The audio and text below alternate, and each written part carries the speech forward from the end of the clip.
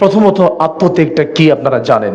আত্মার ত্যাগ, স্যাক্রিফাইস করা, নিজের উপর অন্যকে প্রাধান্য দেওয়া, নিজের অভাব, নিজের অনটন, নিজের সমস্যা, নিজের অসুবিধা থাকার পরেও মুসলিম ভাইকে অন্য দিক থেকে প্রাধান্য দেওয়া, অথবা নিজের জান মাল সবকিছু দিয়ে আল্লাহর পথে নিজেকে বিলিয়ে দেওয়া, এটাও আত্মত্যাগ। আমার প্রিয় ভাইয়েরা, এই আত্মত্যাগ এটা কিভাবে হয়ে থাকে আমরা প্রথমে আলোচনা করবো ইনশাআল্লাহ। আজকে যে পয়েন্টগুলো কথা বলবো তার মধ্যে গুরুত্বপূর্ণ হলো এই আত্মত্যাগ। শরীয়তে বা ইসলামী পরিভাষায় আরবি শব্দের বিবেচনায় নাফসুন মানে আত্মা, রুহুন মানেও আত্মা, জীবন, রুহ। নাফস এবং রুহ এর মধ্যে একটি পার্থক্য আছে। নাফস মানেও আত্মা, রুহ মানেও আত্মা, মানে আত্মাটা বের হয়ে গেছে, রুহুটা বের হয়ে গেছে। আর নফসুন মানেও আত্মা বলা হয়। আচ্ছা প্রিয় ভাইয়েরা, এটার মধ্যে সূক্ষ্ম একটি পার্থক্য। রুহু হলো রুহ, যেটা আল্লাহ তাআলা বলেন কোরআন কারীম 15 নম্বর পারা 9 নম্বর পৃষ্ঠা 17 নম্বর সূরা 78 থেকে 79 নম্বর আয়াত পেয়ে যাবেন। আল্লাহ তাআলা বলছেন ওয়ায়াসআলুনাকা আনির রূহ, তারা আপনাকে রূহ সম্পর্কে জিজ্ঞেস করবে, আত্মা সম্পর্কে জিজ্ঞেস করবে। এটি কি? উলির রূহু মিন আমরি রব্বি, রূহ হলো আমার রবের একটা আদেশ। আর নফস এটা কি? কোরআন কারীমের পরিভাষায় নফস বা আত্মা তিন ধরনের আত্মা আল্লাহ তাআলা এই সম্পর্কে আলোচনা করেছেন কোরআন কারীমে। 1 নাম্বার, এটা আপনারা পেয়ে যাবেন 13 নম্বর পারা 1 নম্বর পৃষ্ঠা 12 নম্বর সূরা, সূরা ইউসুফ। আল্লাহ বলছেন ইন্নান নাফসা লাআম্মারাতুন বিসসুই ইল্লা মা রাহিমা রাব্বি ইন্না রাব্বি গফুরুর রহিম। ইন্নান নাফসা, নিশ্চয়ই মানুষের আত্মা, লাআম্মারাতুন বিসসু, এটা মানুষকে খারাপ কাজে আদেশ করে। কিছু আত্মা আছে মানুষকে খারাপ কাজ, অশ্লীল কাজের দিকে নির্দেশ করে। ইন্না রাব্বি লাগফুরুর রহিম, তবে আমার রব দয়াবান, যাকে বাঁচান, যাকে অনুগ্রহ করেন। তাহলে এই যে ইন্নান নাফসা লাআম্মারাতুন বিসসু, এটাকে বলে নাফসে আম্মারা, এটা মানুষের আত্মা। কিছু মানুষের আত্মা এরকম আছে। 2 নম্বর হচ্ছে আমার ভাই নাফসুল লাওয়ামা, তিরস্কারকারী আত্মা।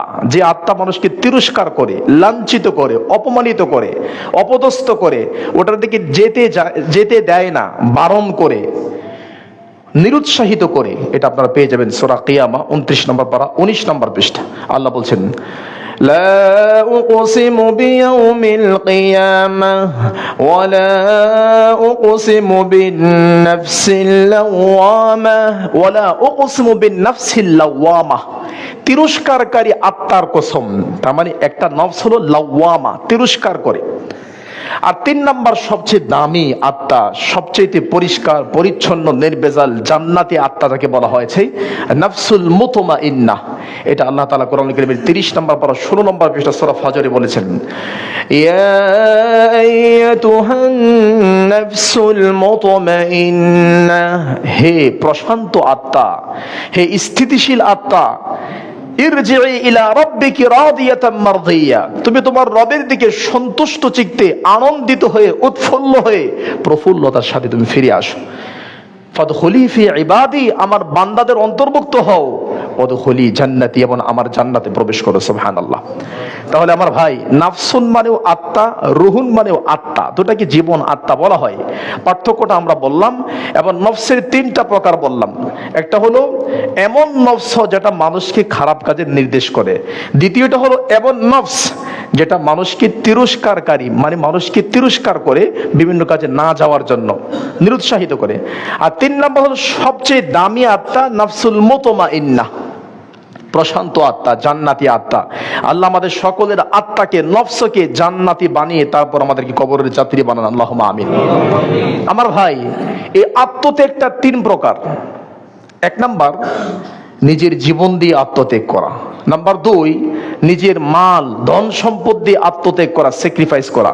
নাম্বার 3 জিহ্বা দিয়ে। তাহলে জীবন দিয়ে, জিহ্বা দিয়ে, জান দিয়ে। 1 জান মানে জীবন, 2 নাম্বার মাল, এবং 3 নাম্বার জিহ্বা। এই আত্মত্যাগ, স্যাক্রিফাইসটা 3 পদ্ধতিতে হয়ে থাকে। প্রথমে জীবন দিয়ে আত্মত্যাগ কোনটা? দ্বীনের পথে জীবন দিয়ে দেওয়া, আল্লাহর পথে, আল্লাহর রাস্তায়, পৃথিবীতে তাওহীদ প্রতিষ্ঠার জন্য, শিরককে দূর করার জন্য আল্লাহ রাব্বুল আলামিনের কালিমা, ইলাউ কালিমাতিল্লাহি আযজা ওয়া জাল, আল্লাহর তাওহীদের কালিমা, আল্লাহর কালিমাকে, আল্লাহর পতাকাকে উঁচু করার জন্য নিজের জীবনকে উৎসর্গ করে দেওয়া, বিলীন করে দেওয়া, শহীদ হয়ে যাওয়া, এটা হলো জান, আত্মা, জীবনের আত্মত্যাগ, বিরাট বড় আত্মত্যাগ। সুবহানাল্লাহ। এবং এটার দাম আল্লাহর কাছে সবচেয়ে বেশি, এটার মূল্য আল্লাহ রাব্বুল আলামিনের কাছে সবচেয়ে বেশি। এরা কখনো মরে না। আল্লাহ তাআলা বলেন কোরআন কারীম 2 নম্বর সূরা 2 নম্বর পারা 2 নম্বর পৃষ্ঠা, ওয়ালা তাকুলু লিমান ইউকতালু ফি সাবিলিল্লাহি আমওয়াত, যারা আল্লাহর প্রতি মরে গেছে, শহীদ হয়েছে, যারা আল্লাহর প্রতি জীবন দিয়েছে, জান দিয়েছে, তোমরা তাদেরকে মৃত বলিও না, তারা মরে গেছে বলিও না, বাল আহইয়া, বরং তারা জীবিত, ওয়ালাকিন লা তাশউরুন, কিন্তু তোমরা অনুভব করতে পারো না, বুঝতে পারো না। সুবহানাল্লাহ। এটা সবচেয়ে বড়, এটা আপনারা জানেন। 2 নাম্বার, আমার ভাই, মালের মাধ্যমে আত্মত্যাগ হয়, যেটা আমরা গতকাল করেছি, যদি আল্লাহর জন্য হয়ে থাকে। কিন্তু বারাক্রান্ত হৃদয়ে বলতে হয়, আল্লাহ ভালো জানেন, হাবিল এবং কাবিলের কুরবানি কবুল হওয়ার যে পদ্ধতি ছিল, ওটা যদি আল্লাহ এখনো রেখে দিতেন, তাহলে আমার মনে হয় আমরা লজ্জায় কুরবানি দিতাম না। কুরবানির মৌসুমে যেই পরিমাণ কুরবানি আমরা করি, কারণ এতে সুবিধা বেশি। সবাই অনেকে চিন্তা করে পরিবারের সদস্য সংখ্যা 10 জন, আমারই তো একটা গরু লাগে, মেয়ের জামাই আছে, ছেলে আছে, এত আত্মীয় স্বজন আছে, গরু তো আমারই একটা লাগে, না হলেও তো 20 কেজি কিনতে হবে, তো 20 কেজি কেনার চেয়ে দেই কোরবানি। আল্লাহ মাফ করুক, কিভাবে নেবেন জানি না, যদিও এটা মানুষের বানানো। বলছে তুমি নাকি চুরি করো? হ্যাঁ করি। তো চুরি করে এই ছাগল বা গরু চুরি করে নিয়ে আসছো, এটা কি করবো? কুরবানি করবো। তো চুরি করলে না পাপ হয়, কুরবানি তো হবে না। চুরি করছি পাপ হয়েছে, কুরবানি করছি নেকি হয়েছে, গোশত খাইছি ফাও। এটা কেন বললাম জানেন? সুবহানাল্লাহ। গতকালের খবর, আমাদের ফরিদপুরে এই কুরবানির গোশত ভাগাভাগি করতে গিয়ে প্রায় 30 থেকে 33 জন আহত হয়েছে। কুরবানির গোশত ভাগাভাগি করতে গিয়ে 2 গ্রুপের মধ্যে মারামারি হয়ে দেশীয় অস্ত্র নিয়ে প্রায় 30 থেকে 33 জন আহত। পুলিশ এসে পরিবেশ কন্ট্রোল করেছে। আসলে এই যে কোরবানি, আত্মত্যাগ, স্যাক্রিফাইস, জানের কোরবানি, আমি কি আল্লাহর জন্য করেছি? আল্লাহর জন্য হলে তো এই কোরবানি একটা নফল, সুন্নতে মুআক্কাদা, কেউ এটাকে ওয়াজিব বলেছেন। যদি ওয়াজিবও হয় বা সুন্নতে মুআক্কাদা হয়, এটাই মোটামুটি জমহুরদের বক্তব্য, তাহলে একটা সুন্নতে মুআক্কাদার জন্য এটা প্রতিষ্ঠিত করতে গিয়ে, এটা করতে গিয়ে হারাম, জুলুম, অত্যাচার, অন্যের উপর আঘাত করা, এরকম নোংরামি, নষ্টামি করতেও আমাদের ঈমান আমাদেরকে বারণ করছে না। আল্লাহু আকবার।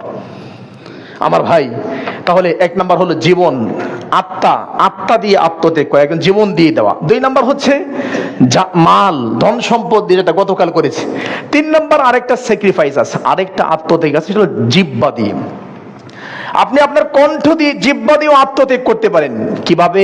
এটা দিয়েও মানুষকে উপকার করা যায়। যেমন আল্লাহ সুবহানাহু ওয়া তাআলা বলছেন কোরআনুল কারীম 5 নম্বর পারা 10 নম্বর পৃষ্ঠা 11 নম্বর লাইন 4 নম্বর সূরা সূরা নিসা, মাইয়াশফা শাফাআতান হাসানাতান ইয়াকুল লাহু নাসীবুম মিনহা। মাইয়াশফা শাফাআতান হাসানাহ, যারা ভালো কাজে শাফাআত করে, ভালো কাজে সুপারিশ করে, ইয়াকুল লাহু নাসীবুম মিনহা, এই সুপারিশের মাধ্যমে তাদের একটা নাসিব, একটা অংশ থাকবে। কিন্তু আমাদের সুপারিশ, আমাদের মুখের সুপারিশ দিয়ে তো আমরা স্বার্থ, আমাদের উদ্দেশ্যকে আরো প্রলম্বিত করি। আমরা যদি সুপারিশ করতে হয়, স্বাক্ষর দিতে হয় একটা চাকরির জন্য, অথবা একটা ভালো কাজে সুপারিশ করব, সেখানেও আমরা বড় ধরনের ঘুষ দাবি করে থাকি। কিন্তু আল্লাহ তাআলা বলছে এই মুখের মাধ্যমে, জবান, কণ্ঠ দিয়েও আপনি মানুষের উপকার করতে পারেন। রাসূল সাল্লাল্লাহু আলাইহি ওয়াসাল্লাম বলেন, মান শাফা লি আখিহি বিশাফাআ, যেই ব্যক্তি তার ভাইয়ের জন্য শাফাআত করলো, সুপারিশ করলো, ফাউহদিয়া লাহু হাদিয়া, এরপর তাকে একটা হাদিয়া, একটা গিফট, একটা উপঢৌকন তাকে দিয়ে দিল, ফাকাবিলাহা, সে উপঢৌকন, হাদিয়াটা খুশি হয়ে নিয়ে নিল, যে আপনি তো আমার জন্য সুপারিশ করেছিলেন, আমার ডিফেন্সে চাকরিটা হয়ে গেছে, আমার জন্য সুপারিশ করেছিলেন, আমার অমুক সরকারি চাকরিটা হয়েছে, এই যে নেন 1 লাখ টাকা হাদিয়া। ফাকাবিলা, কবুল করলো, গ্রহণ করলো, নিয়ে নিল, পকেটে ভরলো। ফাকাদ আতা, মিন আবওয়াবির রিবা, এটা সুদ, এটা সুদ এবং জুলুমের যত উন্নত, যত বড় ধরনের সুদ এবং অন্যায় আছে, জুলুম আছে, এই জুলুমের একটা দরজা দিয়ে সে প্রবেশ করলো। নাউজুবিল্লাহ মিন যালিক। আমার ভাই, এই জবান এবং কণ্ঠ দিয়ে আত্মত্যাগ করা যায়। এই জন্য রাসূলুল্লাহ সাল্লাল্লাহু আলাইহি ওয়াসাল্লাম বলছেন, মান কানা ইউমিনু বিল্লাহি ওয়াল ইয়াউমিল আখির ফালইয়াকুল খায়রান আও লিয়াসমুত। যারা আল্লাহকে বিশ্বাস করে, পরকালকে বিশ্বাস করে, তারা যেন চুপ থাকে অথবা ভালো কথা বলে। ভালো কথা একটা আত্মত্যাগ, এটাও মানুষের জন্য উপকার করা। অথবা ভালো কথা না থাকলে এমনি কথা না বলে, আবোল তাবোল অযথা কথাবার্তা না বলে চুপ থাকা, এটাও একটা সৌন্দর্যতা। এই জন্য রাসূলুল্লাহ সাল্লাল্লাহু আলাইহি ওয়াসাল্লাম বলছেন, মাইয়াদমান লিমা বাইনা লাহইহি ওয়া মা বাইনা রিজলাইহি আজমান লাহুল জান্নাহ।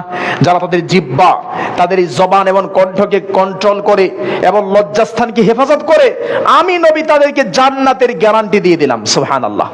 সুতরাং এই জিহ্বার মাধ্যমে মানুষকে উপকার করা যায়। এবার চলেন, আমরা 3টা পয়েন্ট বললাম। 1, আত্মত্যাগ কাকে বলে। নাম্বার 2, নফস এবং রূহের মধ্যে পার্থক্য। নাম্বার 3, আত্মত্যাগ 3 ভাবে হয়। জমার খুব মুখস্থ করতে হবে ইনশাআল্লাহ। নাম্বার 4, এই স্যাক্রিফাইস বা আত্মত্যাগ, দ্বীনের প্রতি আত্মত্যাগের 4টা স্তর আছে। ইমাম ইবনে তাইমিয়া রাহিমাহুল্লাহর ছাত্র ইবনে কাইয়িম রাহিমাহুল্লাহ, তিনি বলেছেন আত্মত্যাগ বা স্যাক্রিফাইসের 3টা লেভেল, 4টা লেভেল আছে।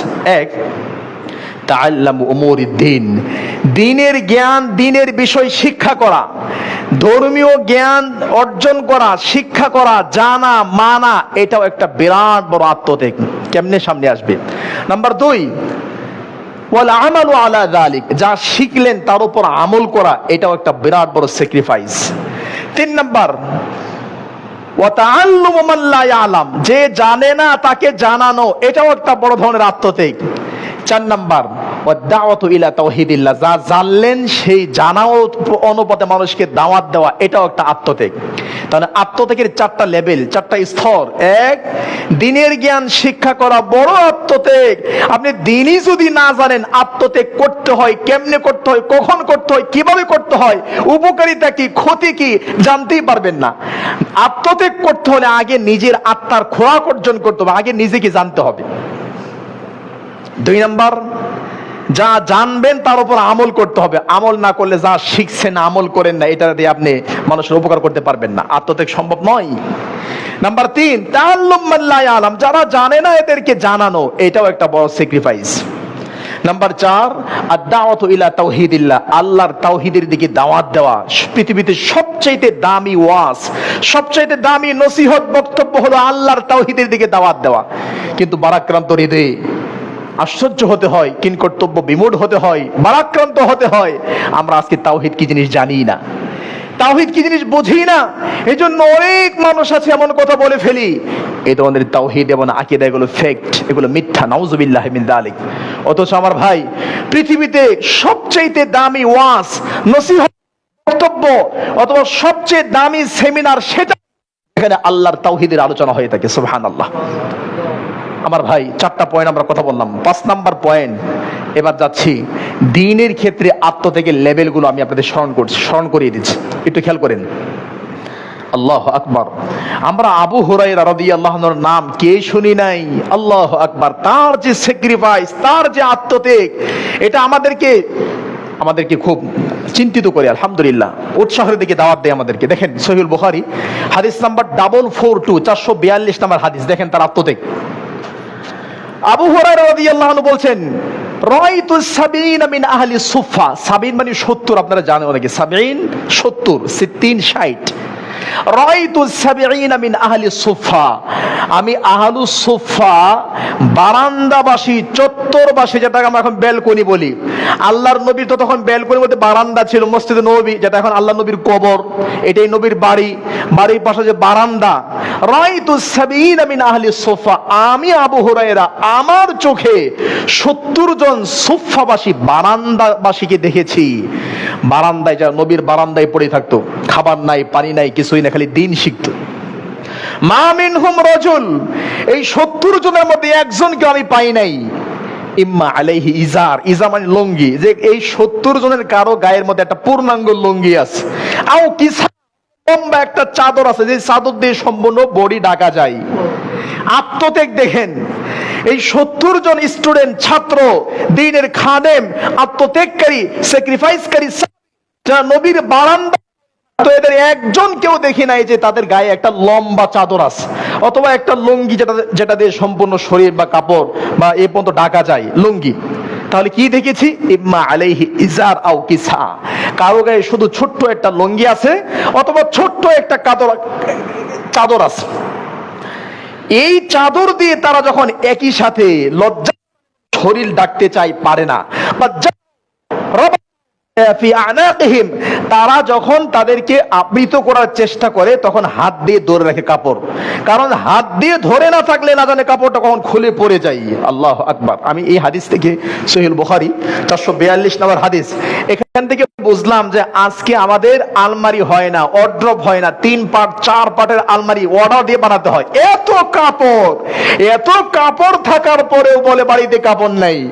এত কাপড়, এত আনন্দ, এত বিলাসিতা, এত কিছুর পরেও আপনি যদি বলেন যে আমি কুরবানি করে যাচ্ছি, আরে কিসের কুরবানি? আপনার বাড়িতে লাখ লাখ টাকার কাপড় পড়ে আছে, এরপরও বসুন্ধরা না গেলে, যমুনা ফিউচার পার্কে না গেলে, ইন্ডিয়াতে না গেলে আমাদের ঈদের মার্কেটিং হয় না, অথবা বিবাহের মার্কেটিং হয় না। অথচ যেই পরিমাণ কাপড় আমাদের এখন, আল্লাহ যদি আরো 20 বছর বাঁচিয়ে রাখে, একটা কাপড় না কিনলেও চলবে, শুধু গেঞ্জি আর লুঙ্গি কিনলেই হবে, আর কিছু লাগবে না। এরকম অনেক কাপড় অনেক মানুষের আছে। আমার ভাই, কাপড়ের ক্ষেত্রে আমাদেরকে স্যাক্রিফাইস করতে, কত মানুষ কত কষ্টে আছে। আল্লাহু আকবার। দেখেন আরেকটা হাদিস শোনাই, সহিহ বুখারী হাদিস নাম্বার 7324, সহিহ বুখারীর 7324 নম্বর হাদিস। আল্লাহু আকবার। এই হাদিস আমাদের অন্তরের মধ্যে ব্যথিত করে, বেদনা তৈরি করে। আল্লাহু আকবার। আবু হুরায়রা তিনি বলছেন, তার আগে একজন তাবী আছে মোহাম্মদ বলছে, কুন্না ইনদা আবি হুরায়রা, আমরা একদিন আবু হুরায়রার কাছে ছিলাম, ওয়া আলাইহি সাওবান মুমাশশাকান মিন কাত্তান, আবু হুরায়রার গায়ে দুটি কাত্তানি দামি কাপড় ছিল। ইয়াতামাখাতু ফিল কাত্তান, আবু হুরায়রা দামি কাপড় দিয়ে নাকের ময়লা পরিষ্কার করছে। ঠান্ডা লাগলে অথবা সর্দি লাগলে নাক দিয়ে ময়লা আসে, তা আবু হুরায়রা দামি কাত্তানি কাপড় দিয়ে নাকের ময়লা পরিষ্কার করছে। আর বলছে, বাহ বাহ আবু হুরায়রা। আমরা যেমন বলি বাহ বাহ চমৎকার, আরবরা বলে বাহ আবু হুরায়রা, মানে নিজেকে নিজেই বলছে, বাপ রে বাপ, আবু হুরায়রা বাপের বেটা। এটা কাত্তান, দামি কাপড় দিয়ে আবু হুরায়রা নাকের ময়লা পরিষ্কার করছে, নিজের সম্পর্কে নিজে বলছে। হাদিসের ভাবটা আপনাকে বোঝাইলাম। আবু হুরায়রা নিজেকে নিজে বলছে, বাপ রে বাপ আবু হুরায়রা, তুমি আজকে দামি কাত্তানি কাপড় দিয়ে নিজের নাকের ময়লা পরিষ্কার করছো। ওয়াইন্নী রাআইতুনি, নিজেকে নিজে বলছে, আমি আবু হুরায়রা আমার নিজেকে দেখেছি। ওয়াইন্নী, আমি রাআইতু দেখেছি, আমি আবু হুরায়রা আমি নিজেকে নিজে দেখেছি। কি দেখেছি? লা খিররু ফিমা বাইনা মিম্বারি রাসূলিল্লাহি ইলা হুজরাতি আয়েশা। লা খিররু মানে ধসে পড়া, পড়ে যাওয়া, পড়ে থাকা, চিত হয়ে পড়ে থাকা, ধসে পড়া। আমি আবু হুরায়রা মিম্বারি রাসূলিল্লাহ, আপনারা তো আলহামদুলিল্লাহ আল্লাহর ঘর, নবীর ঘর দেখেছেন। আল্লাহ নবীর যে মেম্বার, এখন যে মেম্বারটা আছে, মিম্বারি রাসূলিল্লাহ, রাসূলের মেম্বার থেকে ইলা হুজরাতি আয়েশা, আয়েশার হুজরা, আয়েশা রাদিয়াল্লাহু আনহার বাড়ি, যেটাকে রিয়াদুল জান্নাহ বলা হয়। মা বাইনা বাইতি ওয়া মিম্বারি রাউদাতুম মিন রিয়াদিল জান্নাহ, আমার বাড়ি এবং আমার মেম্বারের মাঝের জায়গাটা জান্নাতের টুকরা। সুবহানাল্লাহ। তো এই আমি আবু হুরায়রা পড়ে থাকতাম। ফায়াজিউল জাই, আগন্তুক আগমন করতো, যারা আসার নবীর কাছে আসতো। ফায়াজিলাহু আলা উনুকি, রিজিল মানে পা আর উনুক মানে ঘাড়, মানুষ এসে তাদের পা আমার ঘাড়ে রাখতো। ওয়ায়ুরা, মনে করতো আন্নি মাজনুন, মাজনুন মানে তো পাগল, আপনারা জানেন লাইলা মাজনু, হ্যাঁ, ওই যেটাকে আমরা চিনি, তাই বললাম আর কি। ওয়ায়ুরা, আমাকে মানুষ পাগল মনে করে তাদের পা আমার ঘাড়ে রাখতো। ওমা বি মিন জুনুন, আসলেও আমি আবু হুরায়রা পাগল ছিলাম না, আমি আবু হুরায়রা পাগল ছিলাম না, মাতাল ছিলাম না, মস্তিষ্ক বিকৃত ছিলাম না। মা বি ইল্লাল জু, আমার ভিতরে একটাই সমস্যা ছিল, সেটা পেটে ক্ষুধা, পেটে খাবার কারণে বেহুশ হয়ে অথবা এভাবে পড়ে থাকতাম, আর মানুষ এসে তাদের পা আমার ঘাড়ের মধ্যে রেখে আমাকে পাগল মনে করতো। আল্লাহু আকবার। এই স্যাক্রিফাইস আমাদের কি দিয়েছে? এই স্যাক্রিফাইস আমাদেরকে দিয়েছে আল্লাহর নবীর লাখ লাখ সাহাবীদের মধ্যে, অসংখ্য সাহাবীদের মধ্যে, হাজার হাজার সাহাবীদের মধ্যে মুখস্থের দিক থেকে সবচেয়ে বেশি হাদিস পৃথিবীর মুসলমানদের, পৃথিবীর সকল মানুষের সবচাইতে বেশি মুখস্থ হাদিস যিনি উপহার দিয়েছেন তিনি হলেন আবু হুরায়রা রাদিয়াল্লাহু আনহু আরদা। ৭৩২৪টা হাদিস, আল্লাহু আকবার। আর আব্দুল্লাহ বিন আমর বিন আস লেখনের দিক থেকে তিনি সবচেয়ে বেশি লিখেছেন হাদিস। মুখস্থের দিক থেকে আবু হুরায়রা রাদিয়াল্লাহু আনহু আরদা। কি স্যাক্রিফাইস আর কি বড় খেদমত তার, সুবহানাল্লাহ, আল্লাহু আকবার। আমার ভাই একটু ভালো করে খেয়াল করেন তো, আবু হুরায়রা রাদিয়াল্লাহু আনহু দিনের জন্য কত স্যাক্রিফাইস করেছেন, আবু হুরায়রা রাদিয়াল্লাহু আনহু দিনের জন্য কত কষ্ট করেছেন। আরো কয়েকটা হাদিস আপনাকে শোনাচ্ছি, একটু খেয়াল করেন।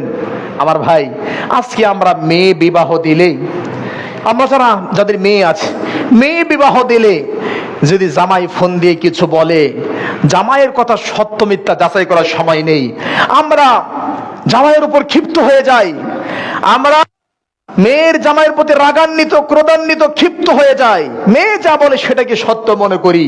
অথচ আল্লাহর নবী মুহাম্মদ সাল্লাল্লাহু আলাইহি সাল্লামের মেয়ে সাইয়্যিদাতু নিসাই আহলিল জান্নাহ, জান্নাতে নারীদের নেত্রী যিনি হবেন, ফাতেমা রাদিয়াল্লাহু তাআলা আনহা ওয়া আরদা, আল্লাহর নবী মুহাম্মদ সাল্লাল্লাহু আলাইহি সাল্লামের কাছে আসলে দেখেন স্যাক্রিফাইস কাকে বলে, আত্মত্যাগ কাকে বলে আমি আপনাকে বোঝাচ্ছি। সহিহ বুখারী হাদিস নাম্বার 5046, 5046 নম্বর হাদিসটা আপনারা পেয়ে যাবেন। আলী রাদিয়াল্লাহু আনহু বলছেন, আন্না ফাতিমাতা আলাইহাস সালাম আতাতিন নবী সাল্লাল্লাহু আলাইহি সাল্লাম, আমার স্ত্রী ফাতেমা আল্লাহর নবীর কাছে আসলেন। আলী রাদিয়াল্লাহু আনহু বলছে, আমার স্ত্রী ফাতেমা তার বাবা মুহাম্মদ সাল্লাল্লাহু আলাইহি সাল্লামের কাছে গেলেন। কেন? তাশকু ইলাইহি, তাশকু মানে অভিযোগ করা, কমপ্লেইন করা। তাশকু ইলাইহি মা তালকা ফি ইয়াদিহা মিনার রাহা, ইয়াদ মানে হাত, আর রাহা মানে যে চাক্কি, যেটা ঘোরায় ঘোরা রুটি তৈরি করে, কি বলেন আপনারা জানি না, চাক্কি অথবা অন্য কিছু বলতে হবে, যারা ঘুরিয়ে ঘুরিয়ে রুটি বানায়। তা ফাতেমা রাদিয়াল্লাহু আনহা স্বামী আলীর জন্য, সন্তানদের জন্য সংসারের কাজ করতে করতে তার হাতের মধ্যে দাগ পড়ে যায়। বিশ্বনবী মুহাম্মদ সাল্লাল্লাহু আলাইহি ওয়াসাল্লামের কাছে আসলে এসে বাবাকে বললেন, আব্বু আপনার কাছে নাকি কিছু খাদেম, কিছু মহিলা কর্মচারী, কিছু মহিলা খাদেম, কাজের মেয়ে নাকি আছে, আমার একটা কাজের মেয়ে দরকার ছিল। বাবার কাছে কাজের মেয়ে চাইতে গেছে, কমপ্লেইন করতে চাই নাই যে আমি চাক্কি ঘোরাতে ঘোরাতে হাতে দাগ, আমি শুনেছি আপনার কাছে নাকি কিছু কাজের মেয়ে আছে, তো কাজের মেয়ের জন্য আসছিলাম। বাড়িতে এসে আল্লাহর নবীকে পাইলেন না, আয়েশাকে বলে গেল যে আব্বু আসলে বলিয়েন যে আমার হাতের মধ্যে দাগ পড়ে গেছে। এবার তিনি চলে গেলেন। চলে যাওয়ার পরে আল্লাহর নবী যখন বাড়িতে আসলেন, ফাতেমা রাদিয়াল্লাহু তাআলা আয়েশা রাদিয়াল্লাহু আনহা ওয়াকাদ আখবারাতহা, আল্লাহর নবীকে খবর দিলেন যে ফাতেমা এসেছিল, এমন একটা খাদেমা, একজন কাজের মেয়ে চেয়েছে। নবী সাল্লাল্লাহু আলাইহি সাল্লাম কিন্তু জবাব দিলেন না, সঙ্গে সঙ্গে ওখান থেকে ফাতেমার বাড়ির উদ্দেশ্যে রওনা করলেন।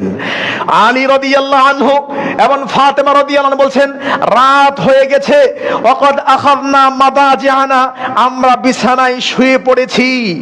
ইতিমধ্যে আল্লাহর নবী আসলেন, ফাকাদা বাইনি ওয়া বাইনাহা, এসে আমার মাঝে এবং ফাতেমার মাঝখানে বসে গেলেন। বসার পরে হাত্তা ওয়াজাতু বারদা কাদামাই আলা বাতনি, আল্লাহর নবীর পা আমার পেটের সাথে লাগায় দিলেন। এমন কি ওই দিন রাতটা ছিল শীতের রাত, এই জন্য নবী যে পায়ে হেঁটে আসছে, পা ঠান্ডা, নবীর পায়ের ঠান্ডাটা আমার পেটের মধ্যে লাগছে। তার মানে আলী এবং ফাতেমার মাঝখানে এসে বসে গেছে আল্লাহর নবী। আল্লাহু আকবার, কিছু বলেন নাই।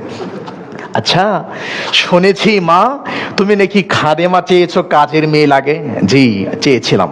শোনো, আলা উখবিরুকুমা বিখাইরিম মিন খাদিমিন, আমি কি তোমাদের দুজনকে এই খাদেমের চেয়ে দামি কিছুর খবর দিব?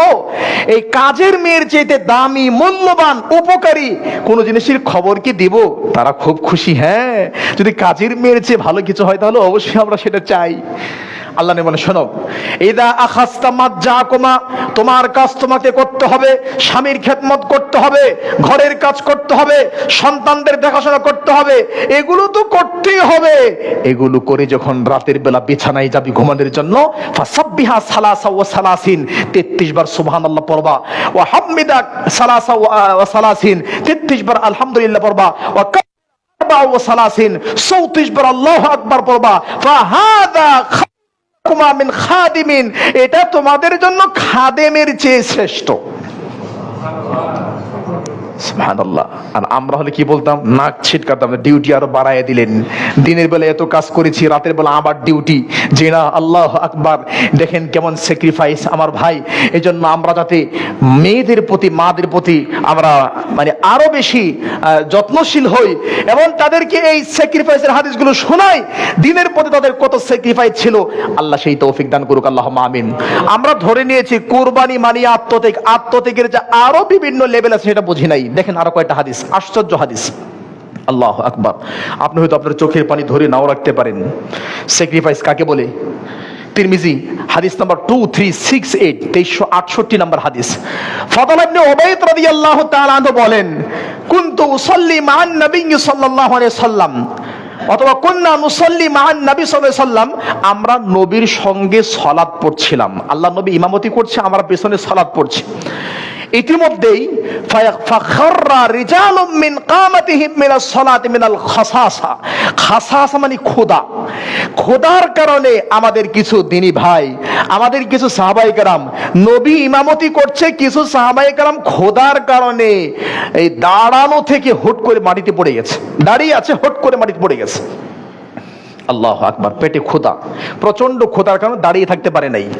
ফালাম্মান সালাফা রাসূলুল্লাহ সাল্লাল্লাহু আলাইহি সাল্লাম, আল্লাহর নবী যখন সালাত শেষ করলেন, তাদের দিকে ফিরে তাকাইলেন, তাকায়, ও আমার সাহাবীরা, লেগেছে খোদার কারণে আজকে নামাজে দাঁড়ানো থেকে তোমরা বসে পড়লে, শুয়ে পড়লে, শোনো, লাউ তাআলামুনা মা লাকুম ইনদাল্লাহ, আজকের যে স্যাক্রিফাইস, আজকের যে কুরবানি, আজকের যে আত্মত্যাগ, আজকে যে তোমাদের ছাড় দ্বীনের জন্য, আল্লাহকে ভালোবাসা, শোনো, তোমাদের জন্য রবের কাছে কি পুরস্কার আছে এটা যদি তোমরা জানতা।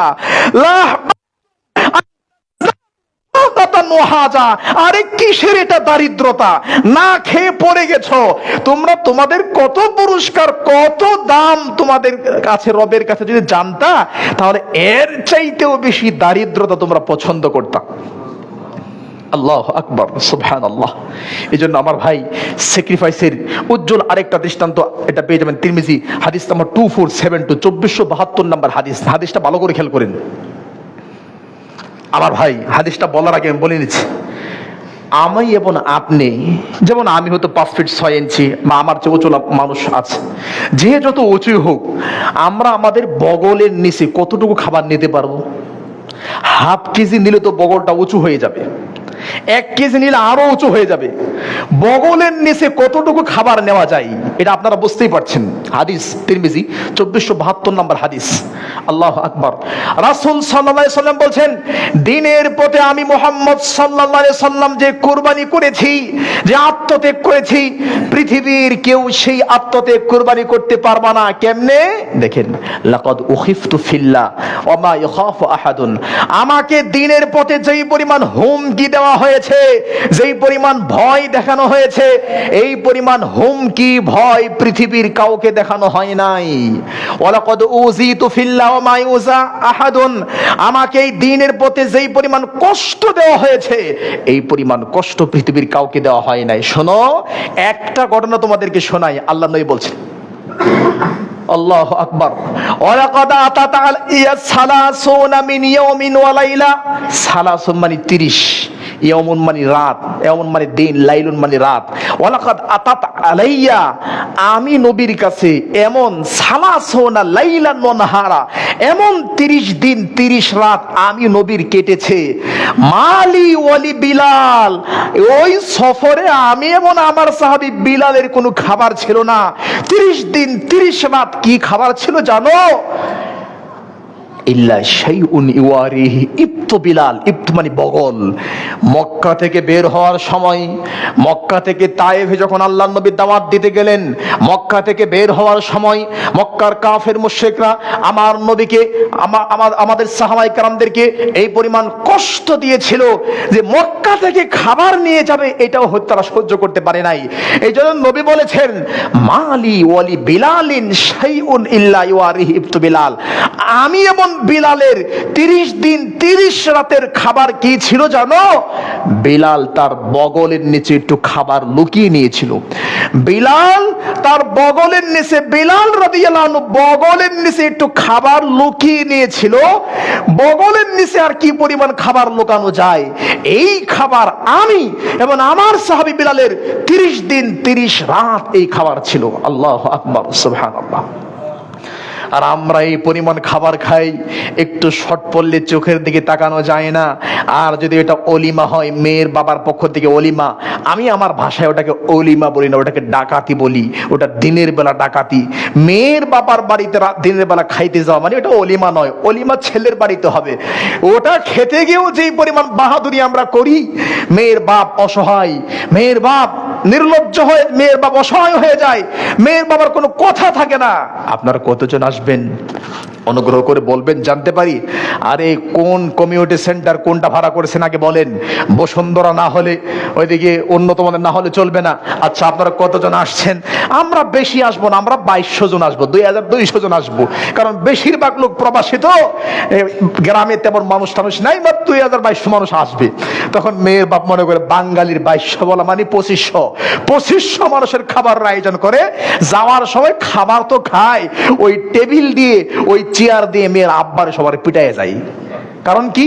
এটা চোখের ক্ষুধা, পেটের ক্ষুধা, হারাম বুঝে না। আমার ভাই অনুভবে নিয়েন না, এটা আমাদের সামাজিক চিত্র আপনাদেরকে দেখাচ্ছে।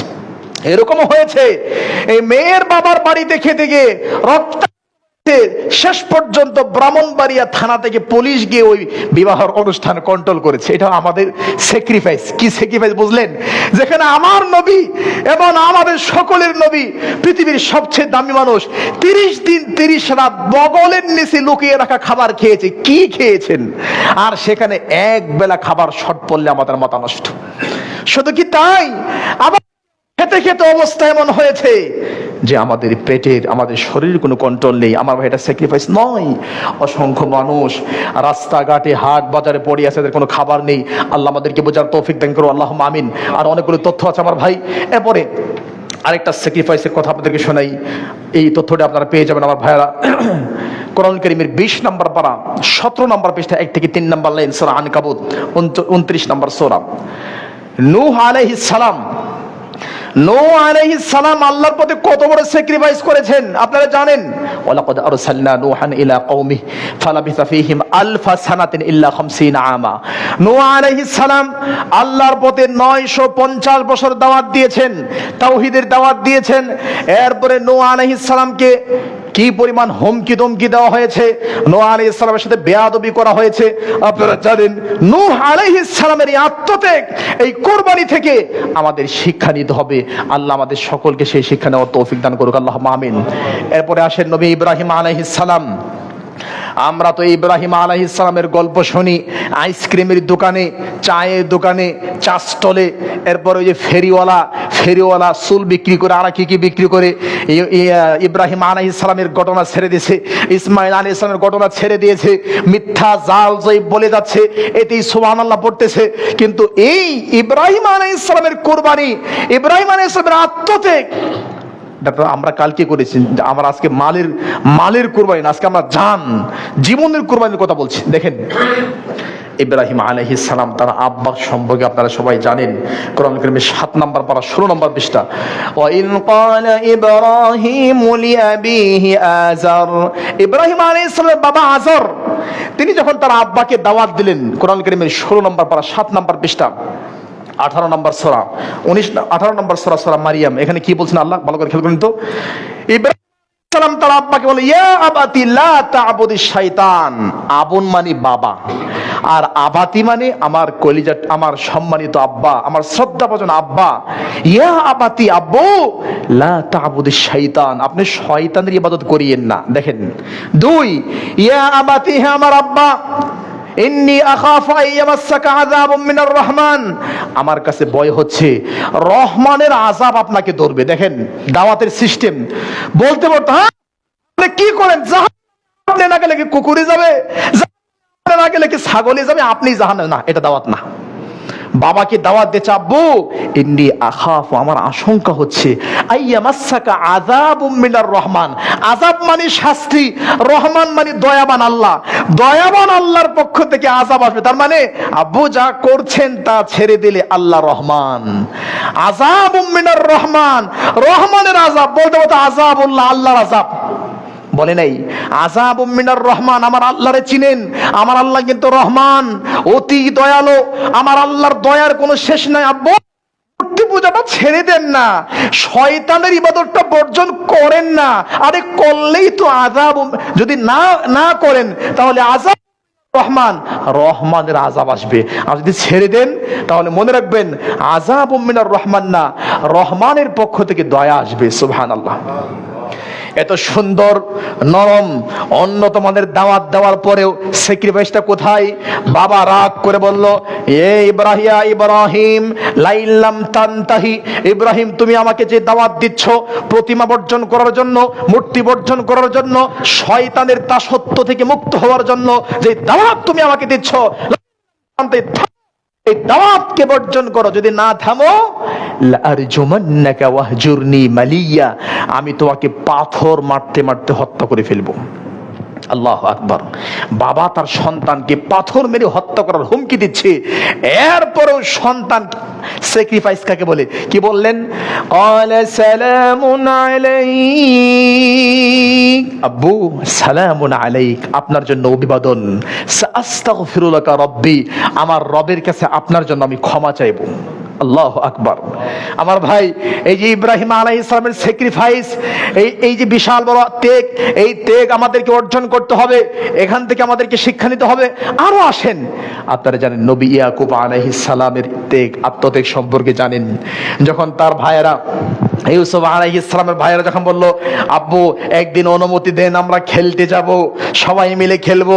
বাবা বলছে, শোনো, বাঘ এসে আমার ইউসুফকে খেয়ে ফেলবে। কেউ বাঘ কিভাবে খাবে? না ওসবা ইয়ানি জামা, আমরা 10 বাই 11 বাই একটা দল, একটা টিম, একটা গ্রুপ আছি, বাঘ খেতে পারবে না, অনুমতি দেন। আপনারা সবাই জানেন।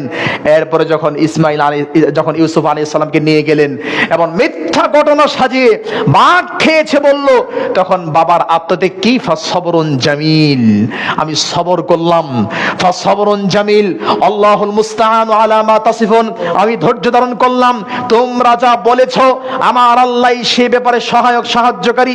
এরপরে 13 নম্বর পারা 4 নম্বর বেশি বলে, ফাসবরুন জামিল, সবর করলাম, আসাল্লাহু আইয়াতিয়ানি বিহিম জামিআ, আমার বিশ্বাস অচিরেই আল্লাহ তোমাদের সবাইকে আমার কাছে নিয়ে আসবেন। সুবহানাল্লাহ। স্যাক্রিফাইস, ইউসুফ আলাইহিস সালামের স্যাক্রিফাইস আপনারা সবাই জানেন।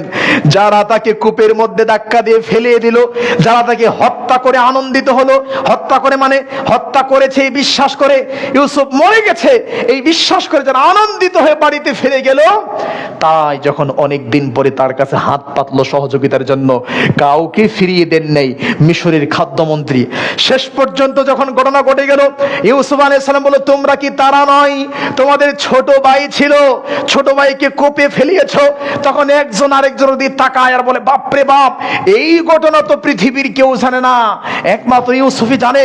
তখন বলছে, ইন্নাকা লা আনতা ইউসুফ, আপনি কি তাহলে ইউসুফ? তখন তিনি বলছে, জি আমি সেই ইউসুফ, ও হাদা আখি, আর এটা আমার ভাই। আলাইনা, আমরা স্যাক্রিফাইস করেছি আর আল্লাহ আমাদের উপর দয়া করেছেন। সুবহানাল্লাহ। দেখেন স্যাক্রিফাইস, আত্মত্যাগের কারণে আজকে ইউসুফের সম্মান কত বেড়ে গেল। সবাই ফাখাররু লাহু সুজদা, সবাই তাকে সিজদা দিয়ে, সিজদা মানে তার কাছে তাকে সম্মান জানিয়েছে, ওই সময়ের সম্মান। আল্লাহু আকবার। আমার ভাই, আরো যদি আসেন আত্মত্যাগ, স্যাক্রিফাইস সম্পর্কে, আপনারা জানেন ইউনুস আলাইহিস সালামের কথা আমি বলেছিলাম তারাবির তাফসীরের মধ্যে। আল্লাহ যাদেরকে আযাবের কথা বলেছেন, সবাইকে আযাব দিয়েছেন। সময় খুবই সংক্ষিপ্ত, আমরা শেষ করবো ইনশাআল্লাহ। আল্লাহ যাদেরকে আযাবের কথা বলেছেন, আযাব সবাইকে দিয়েছেন। ইউনুস আলাইহিস সালামকে যখন বলে, শোনো, যাও তোমার বেয়াদব জাতিকে বলে দাও কালকে আযাব আসবে, যখন তিনি এই কথা বলে দিলেন, তখন সবাই মিলে খোলা মাঠে, চাটিয়াল মাঠে গেলেন। সেখানে গিয়ে সবাই তওবা করলেন, ইস্তিগফার করলেন, দোয়া করলেন, কান্নাকাটি করলেন, রোনাচারি করলেন। আর আল্লাহ তখন আয়াত নাযিল করলেন 11 নম্বর পারা 19 নম্বর পৃষ্ঠা 1 নম্বর লাইন, 11 নম্বর 10 নম্বর সূরা, ফালাউলা কানাত আমানাত, পৃথিবীতে এমন কোন গ্রাম, এমন কোন জনপদ, কোন উদাহরণ নাই, দৃষ্টান্ত নাই, আমানাত যারা ঈমান আনছে, ফানাফাহা ঈমানুহা, অতঃপর ওই ঈমান দিয়ে উপকৃত হয়েছে কখন? আযাবের ঘোষণার পরে। আযাব আসবে, এরপরে তওবা হয়েছে, এরকম কেউ নাই। ইল্লা কওমা ইউনুস, তবে ইউনুস নবীর কওম ছাড়া আমি তাদেরকে বিশেষভাবে ক্ষমা করেছি। কারণ লাম্মা আমানু, যখন তারা ঈমান আনলো, কাশাফনা আনহুম আযাবাল খিজই ফিল হায়াতিদ দুনিয়া, তারা যখন ঈমান আনলো, যখন ইউনুস নবী বলল কালকে তোমাদের খবর আছে, শায়েস্তা করা হবে, আযাব আসবে, এবার সবাই এক মাঠে গিয়ে কান্নাকাটি শুরু করলো। আল্লাহ বলল এই কান্নাকাটি করার কারণে এইটাই ইতিহাস, আমি কাউরে ছাড় দেই নাই, দিয়েছি অনেক ছাড়, কিন্তু আযাব যখন আসবে ঘোষণা হয়েছে আর কোনো ছাড় নাই, এদের কি ছাড় দিয়েছিলাম? এখন ইউনুস আলাইহিস সালাম বলেন, হ্যাঁ এরা যে বেয়াদব জাতি, এখন যদি আমি যাই, আল্লাহ তো আযাব তুলে নিয়েছে, আযাব হবে না, ওরা আমার সাথে মজা করবে, হ্যাঁ ইউনুস কোথায় আযাব, আযাবের কথা না বললা, কোথায় আযাব তো দেখি না। এই ভয়ে তিনি যখন চলে গেলেন, আপনারা সবাই জানেন, তখন মাছের পেটে চলে যায়। ইউনুস আলাইহিস সালাম সেখানে গিয়েও আত্মত্যাগ করেছেন, নিরাশ হন নাই। কি পড়ছেন? লা ইলাহা ইল্লা আনতা সুবহানাক ইন্নী কুনতু মিনাজ জালিমিন। ওখানে গিয়ে তিনি তাওহীদ স্বীকার করেছেন, স্বীকার করেছেন, আর এর মাধ্যমে আল্লাহ সুবহানাহু ওয়া তাআলা ইউনুস আলাইহিস সালামের সম্মানকে বাড়িয়ে দিয়েছেন। সুবহানাল্লাহ। আমার ভাই, এভাবে যদি আমরা আত্মত্যাগের দিকে যাই, আরো গুরুত্বপূর্ণ আত্মত্যাগ হলো নিজের জন্য নিজেকে স্যাক্রিফাইস করা, নিজের জন্য। আরেকটা দেখেন আমার ভাই, আল্লাহু আকবার, সহিহ বুখারী হাদিস নাম্বার 1216। আপনারা সবাই মুসআব বিন উমাইর রাদিয়াল্লাহু আনহুর নাম শুনেছেন। তাদের যে আত্মত্যাগ, আমি প্রথমে কি আলোচনা করলাম? এক, আত্মত্যাগ কাকে বলে। নাম্বার 2, আত্মত্যাগের 3টা প্রকার। নাম্বার 3, নফস এবং রূহের মধ্যে পার্থক্য। নাম্বার 4, আত্মত্যাগের 4টা স্তর। নাম্বার 5, এই যে সালাফে সালেহিনদের মধ্যে সাহাবায়ে কেরামের যে আত্মত্যাগ, 1, আবু হুরায়রার আত্মত্যাগ। 2, ফাতেমা রাদিয়াল্লাহু আনহা এবং আলী রাদিয়াল্লাহু আনহুর আত্মত্যাগ। 3, আমাদের নবী এবং বিলাল রাদিয়াল্লাহু আনহুর আত্মত্যাগ। নাম্বার 4, নূহ আলাইহিস সালাম, এরপর ইব্রাহিম আলাইহিস সালাম, ইউসুফ, ইয়াকুব বলে আসলাম। আলহামদুলিল্লাহ। আমার ভাই, এখন সময় শেষ। সহিহ বুখারী হাদিস নাম্বার 1216, মুসআব বিন উমাইর রাদিয়াল্লাহু আনহুর আত্মত্যাগ শুনেন। তিনি কি কুরবানি করেছেন, তিনি কি পরিমাণ স্যাক্রিফাইস করেছেন নিজের জন্য। মুসআব বিন উমাইর সম্পর্কে বলা হয় তিনি কিন ফ্যামিলির মানুষ ছিলেন, কিন রাজকীয় ফ্যামিলির লোক ছিলেন। আলহামদুলিল্লাহ। টাকা পয়সা, ধন সম্পদ, সুন্দর চেহারা, উত্তম কাপড়, কোনো কিছুর অভাব ছিল না। কিন্তু তিনি যখন এই সব কিছুকে বিসর্জন দিয়ে সব ত্যাগ করে কুরবানি, যখন আল্লাহর নবী মুহাম্মদ সাল্লাল্লাহু আলাইহি ওয়াসাল্লামের দ্বীনকে কবুল করলেন, দ্বীনকে কবুল করার পরে আল্লাহু আকবার, মুসআব বিন উমাইর রাদিয়াল্লাহু আনহু যখন পৃথিবী থেকে চলে গেলেন, আল্লাহর নবী সাল্লাল্লাহু আলাইহি ওয়াসাল্লাম বলছেন, মুসআব বিন উমাইর রাদিয়াল্লাহু আনহু কিন ফ্যামিলির মানুষ, ধন সম্পদ, টাকা পয়সা, ইজ্জত সম্মান, কোনো কিছুর অভাব ছিল না। পৃথিবী থেকে যখন বিদায় নিয়ে গেল, তার কুরবানি কি ছিল? আল্লাহু আকবার। তাকে যখন কাফনের কাপড়, ইন গুত্তিয়া রাসহু বাদাত রিজলাহু, যখন তার একটাই কাপড় কাফনের, তার মাথা ডাকলে পা খুলে যায়। ওইন গুত্তিয়া রিজলাহু বাদাত, আর যদি পা ডাকা হয় মাথা খুলে যায়। মাথা ডাকলে পা ডাকা যায় না, পা ডাকলে মাথা ডাকা যায় না। একটা মাত্র কাফনের কাপড় নিয়ে পৃথিবী থেকে বিদায় নিয়েছে কিন ফ্যামিলির উচ্চ বংশের দামি মানুষ, যার পারফিউম এরকম বলা হয়, সে যে পারফিউম ইউজ করতো, ইউজ করার পরে মানুষ তার দিকে তাকিয়ে থাকতো। আল্লাহু আকবার। এত সুন্দর চেহারার মানুষ, তার কি কুরবানি ছিল আমার ভাই। সর্বশেষ আত্মত্যাগের একটি ঘটনা বলি, এটা সহিহ মুসলিম ইন্ডিয়ার প্রেড মূল ভলিউম 1764 নম্বর হাদিস, 1764 হাদিস নাম্বার, একটু খেয়াল করেন। আল্লাহর নবী মুহাম্মদ সাল্লাল্লাহু আলাইহি সাল্লাম, তিনি হলেন মদিনার প্রেসিডেন্ট, আর পাশেই ছিল ইয়ামামা। ইয়ামামার প্রেসিডেন্ট ছিল সুমামা। মদিনার প্রেসিডেন্ট আল্লাহর নবী, ইয়ামামা দেশের প্রেসিডেন্ট সুমামা। আবু হুরায়রা রাদিয়াল্লাহু আনহু বলছেন, আল্লাহর নবী আমাদের কয়েকজনকে পাঠাইলেন ইয়ামামার প্রেসিডেন্ট সুমামাকে বেঁধে নিয়ে আসার জন্য। আমরা সবাই সুমামাকে ধরে মদিনায় নিয়ে আসলাম। কদ রাবাতু ফি সারিয়াতিন মিন সিওয়ারিল মসজিদিন নববী, আমরা ইয়ামামার প্রেসিডেন্টকে মসজিদে নববীর খুঁটির সঙ্গে বাঁধলাম। একটু ভালো করে খেয়াল করেন তো, যদি এখন এরকম হয় আমাদের দেশের এক নেত্রী আরেক নেত্রীকে ধরে নিয়ে আসে, এনে যদি খুঁটির সঙ্গে বাঁধে অথবা কোনো বাঁশের সঙ্গে বেঁধে রাখে, মনে করবে আমাকে গরুর মতো সম্মান করছে, গরু যেমন বেঁধে রাখে আমাকে তেমন বেঁধে রেখেছে, তার কাছেও তেমন মনে হয়েছে। কিন্তু খুঁটি তো মসজিদে নববীর খুঁটি, এটা নর্মাল কোনো খুঁটি নয়। এখানে বেঁধে রাখলেন, বেঁধে রাখার পরে আল্লাহর নবী আসলেন, মা আলাকায়া সুমামা, বললেন সুমামা কি খবর, কেমন লাগছে? সুমামা রাগ করে তিনটা কথা বললেন, মুহাম্মদ ইন তাকতুল তাকতুল জাদামিন, আমাকে হত্যা করলে আপনাকে হত্যা করা হবে, ওয়া ইন তুনইম তুনইম আলা শাকিরিন, আর যদি আমাকে ছেড়ে দেন আপনার শুকরিয়া আদায় করা হবে, ওয়া ইন কুনতা তুরিদুল মা ফালতুতা মাশিতা, আর যদি বলেন আমাকে ছেড়ে দিবেন মালের বিনিময়ে, বলে টাকা লাগবে দিয়ে দেওয়া হবে। আমি যদি আপনার বাড়িতে, আমি আপনার দুশমন, আপনার বাড়িতে যদি আপনার চোখের মধ্যে আঙ্গুল দিয়ে আপনার হুমকি দিই, আমার রাখবেন? রাখার কথা না। কিন্তু মুহাম্মদ সাল্লাল্লাহু আলাইহি সাল্লামের স্যাক্রিফাইস দেখেন, আল্লাহর নবী কিছুই বললেন না, চলে গেলেন, কিছুই বলেন নাই। দ্বিতীয় দিন মা লাগায়া সুমামা, সুমামা কি খবর, কেমন লাগছে? বলছে ইন তাকতুল তাকতুল জাদামিন ওয়া ইন তুনইম তুনইম আলা শাকিরিন, আমাকে মারলে আপনাকে মেরে ফেলা হবে, আমাকে ছাড়লে আপনার শুকরিয়া করা হবে, আর যদি বলেন মাল লাগবে, বলেন কত টাকা লাগবে, দিয়ে দেওয়া হবে। আল্লাহ নবী কিছুই বললেন না, চলে গেলেন। 3 দিন ঘটনা, 3 দিন এই কথা বলার পরে, এভাবে হুমকি দেওয়ার পরে আল্লাহর নবীর স্যাক্রিফাইস দেখেন দ্বীনের ক্ষেত্রে। আল্লাহ নবী বলে, এই শোনো, আতলিকু সুমামা, সুমামাকে ছেড়ে দাও, তার বাঁধন খুলে দাও, তাকে মুক্ত করে দাও। যখন বাঁধন খুলে দিয়েছে, সুমামা তাকায়, আল্লাহু আকবার, এটা কি মানুষ? মানুষ কেমন হতে পারে? তা আমিও প্রেসিডেন্ট, সেও প্রেসিডেন্ট, আমাকে ধরে এনে তার বাড়িতে রাখছে, চাইলেই মেরে ফেলতে পারে। 3 দিন 3টা হুমকি দিলাম, 3 দিনে 9টা হুমকি দিলাম, একই হুমকি বারবার বললাম, আর আমাকে বলছে ছেড়ে দাও। فذهب الى نخل من قريب المسجد النبوي صلى الله عليه وسلم, আল্লাহর নবী মুহাম্মদ সাল্লাল্লাহু আলাইহি ওয়াসাল্লাম মসজিদ নববীর পাশে যে খেজুর বাগান ছিল, খেজুর বাগান, সেই খেজুর বাগানে গেলেন। এটা এখন যদি হাদিসের ব্যাখ্যা দেখেন, এটা এখন গাড়ি পার্কিং হয়েছে, গাড়ি পার্কিং। এখানে গিয়ে সুমামা ওযু করেছে, গোসল করেছে, বলছে আশহাদু ইলাহা ইল্লাল্লাহ ওয়া আশহাদু আন্না মুহাম্মাদার রাসূলুল্লাহ, আমি সাক্ষ্য দিচ্ছি আল্লাহ ছাড়া সত্যিকারের কোনো মাবুদ নেই, মুহাম্মদ সাল্লাল্লাহু আলাইহি ওয়াসাল্লাম আল্লাহর রাসূল। এই দেখেন আল্লাহর নবীর কুরবানি কি, আর কুরবানির ফলাফলটা কি। একজন প্রেসিডেন্ট ইসলাম কবুল করেছে।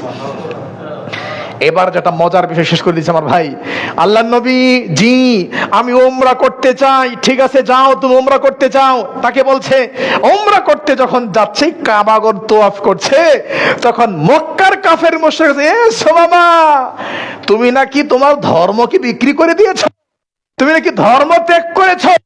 তখন সুমামা বলছে, শোনো, আমি আমার ধর্মকে বিক্রি করি নাই। আমি ইসলাম কবুল করার আগে পৃথিবীতে আল্লাহর নবীর চেহারার চাইতে নিকৃষ্ট করে চেহারা আমার কাছে ছিল না। ইসলাম কবুল করার পরে নবীর চেহারার মতো দামি কোনো চেহারা পৃথিবীতে আমার কাছে নেই। ইসলাম কবুল করার আগে মদিনার চাইতে নিকৃষ্ট কোনো দেশ আমার কাছে ছিল না। ইসলাম কবুল করার পরে মূল্যবান দেশ এরকম পৃথিবীতে আমার কাছে একটাও নাই।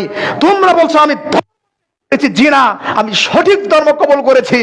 আমাকে নিয়ে, আমার নবীকে নিয়ে কটাক্ষ করলে মক্কাতে, আমার দেশ সোমা, আমার দেশ একটা গমের দানাও তোমাদের মক্কায় আমি পাঠাবো না। না হবে যদি আমার নবী এবং আমার ইসলাম, এই মদিনাকে নিয়ে তুমি কটাক্ষ করো, মজা করো। আল্লাহু আকবার, কি স্যাক্রিফাইস, কি অর্জন। আল্লাহ, আমার ভাই লম্বা করার সুযোগ নেই, এমনি লম্বা হয়েছে। যা বললাম আল্লাহ আমাদের সকলকে আমল করার তৌফিক দান করুক। আল্লাহুম্মা আমিন। আস্তাগফিরুল্লাহ, লা হাওলা ওয়ালা কুওয়াতা। আল্লাহুম্মা লাকাল হামদ। আলহামদুলিল্লাহ, والصلاة والسلام على رسول الله وعلى آله وصحبه ومن والاه وبعد. ربنا ظلمنا أنفسنا وإن لم تغفر لنا وترحمنا لنكونن من الخاسرين. সম্মানিত মুসলিম কিরাম, অনেকে অসুস্থ আছেন, আমরা দোয়া করি আল্লাহ তাআলা সকল অসুস্থ মুসলিমদেরকে পরিপূর্ণ সুস্থ করুন, আমিন। আমাদের দেশ এবং মুসলিম উম্মাহকে আল্লাহ হেফাজত করুক, আমিন। সারা পৃথিবীর সকল মুসলিমদেরকে আল্লাহ সাহায্য করুন, আমিন। আমাদের দেশে যে ক্রাইসিস, ক্রান্তি লগ্ন আমরা পাস করছি, অতিক্রম করছি, আল্লাহ আমাদের এই সকল ক্রাইসিস থেকে মুক্ত করে দিন, আল্লাহুম্মা আমিন। দেশের মধ্যে শান্তি দান করুক, আল্লাহুম্মা আমিন। জিনা, দর্শন, আরো যত অন্যায় চলছে, আল্লাহ আমাদের সকলকে এই সমস্ত অন্যায় থেকে বিরত রাখুন, আল্লাহুম্মা আমিন। আমাদের সকলকে আল্লাহ হেদায়েত দান করুক, আল্লাহুম্মা আমিন। আমাদের হানজালা রাদিয়াল্লাহু আনহু মসজিদ এবং মাদ্রাসা কমপ্লেক্সকে আল্লাহ কবুল করুক, আল্লাহুম্মা আমিন। মসজিদ প্রতিষ্ঠার পর থেকে এ পর্যন্ত যারা সহযোগিতা করেছেন, মারা গিয়েছেন, আল্লাহ সবাইকে জান্নাত দান করুক, আল্লাহুম্মা আমিন।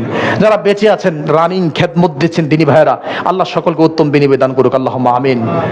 আমাদেরকে আল্লাহ সুবহানাহু ওয়া তাআলা সবসময় তাওহীদের উপর রাখুন, আল্লাহুম্মা আমিন। আত্মত্যাগ, দ্বীনের পথে আত্মত্যাগ সম্পর্কে আজকে আমরা লম্বা একটা বক্তব্য দিয়েছি, আলহামদুলিল্লাহ। এই বক্তব্যটা আমি সহ সবাই যেটা আমল করতে পারে, আল্লাহ সেই তৌফিক দান করুক, আল্লাহুম্মা আমিন।